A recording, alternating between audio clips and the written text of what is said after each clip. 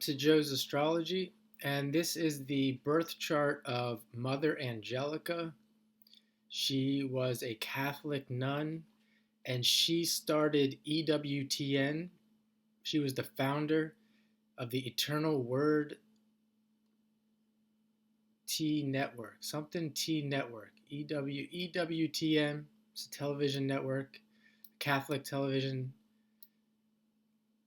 uh, Catholic television network, and she also did daily. I believe it was a daily show that she talked on. And amazing lady. Even if you're not Catholic or are against the church, etc., or anything like that, she is just amazing, amazing lady. Really fought for EWTN and was you could say in her own right, she was a trendsetter. We'll get into that. But let's start here with the sun at 29 degrees Aries. I did a video recently on the sun at 29 degrees. It's got a yellow thumbnail. Go check that out. It's all about the sun at 29 degrees. And I talk about in that video, where you can see here, and it's in the Sagittarius Decan, that her sun is backed by Mars. And you could see in her life and how strong-willed she was in putting EWTN on television and doing everything that she did for Catholicism, um, putting it on television like that. And we can see here with Uranus conjunct Venus and conjunct the South Node in Pisces, we see that internet. I usually talk about Uranus being the internet, but it's technology, and she was at the forefront of putting Catholicism on television with EWTN. And that's that sun as well. But we don't have the houses for this chart, but big time leadership signature with the sun at 29 degrees Aries.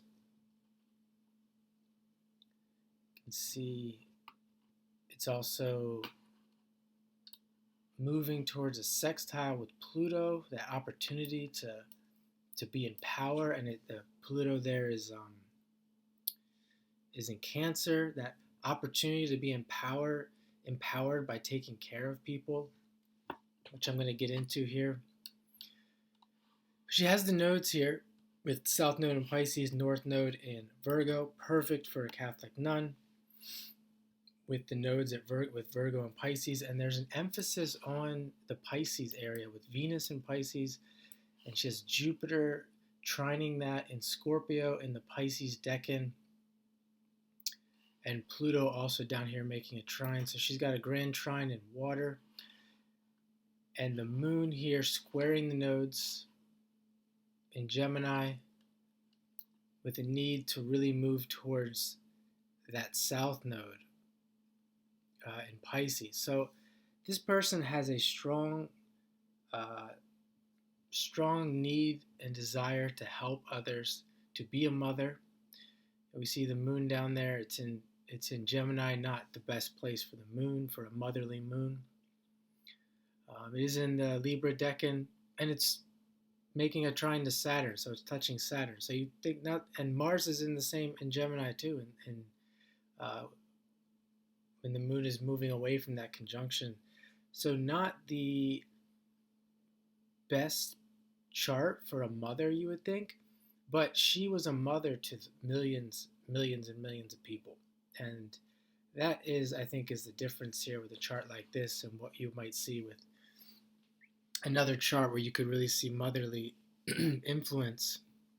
But with someone like this, it's not enough for her just to be a mother of one child or two children, and that's that Pisces effect there. And she was a mother to millions of people. If you've watched her, if you haven't watched her, go check her out, Mother Angelica, on YouTube. I'm sure she's there, EWTN.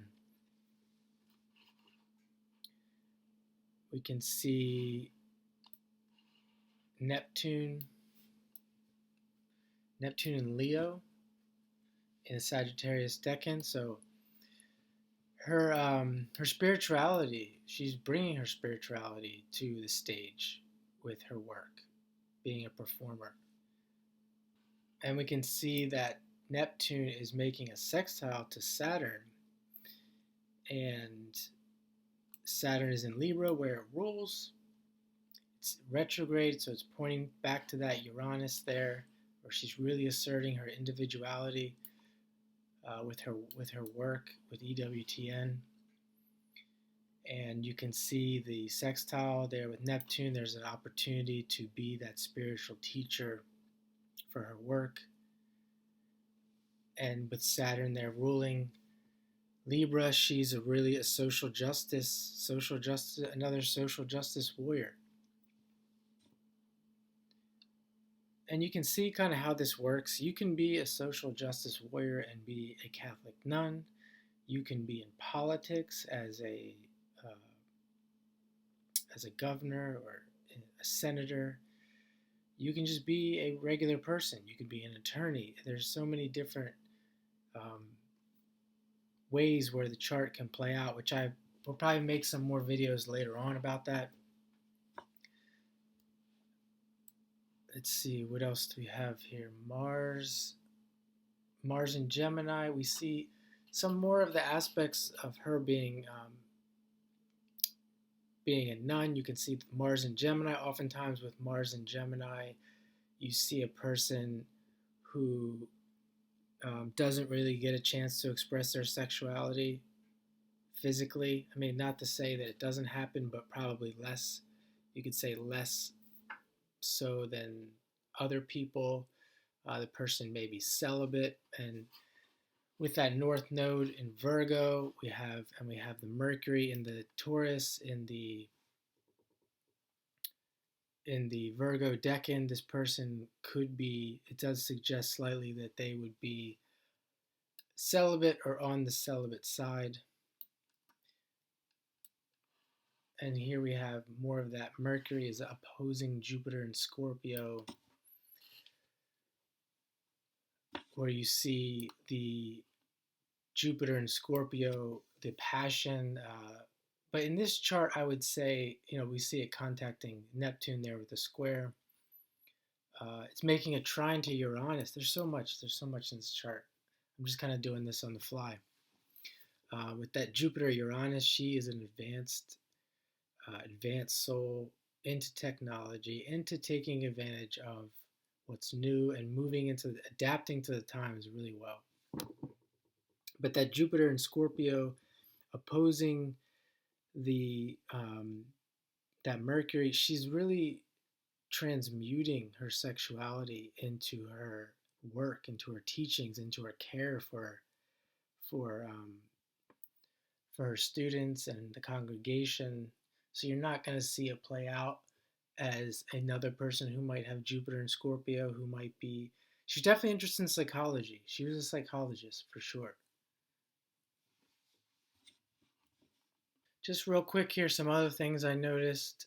She, with that Jupiter in Scorpio, she was about. That's one thing she did for EWTN. She made money, and that's what they needed. That's what you need for an organization and doing something that large. You need to be able to raise funds, and we see Jupiter and Venus in a trine, which is a very good aspect for good fortune. And we see this Neptune, it's Neptune in Leo, it's making an inconjunct to that Venus and particularly Uranus and the South Node.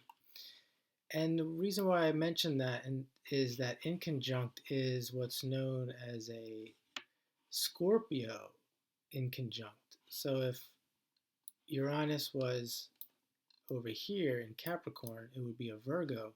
It's a Scorpio inconjunct. So we can see the challenges with that inconjunct of her asserting that individuality and being new and trying to use technology to put Catholicism on television. There's probably more I'm missing that I just don't know enough about her. But there were some challenges there, some adjustment in order for her to make that happen. You can see that with the Uranus in conjunct Neptune.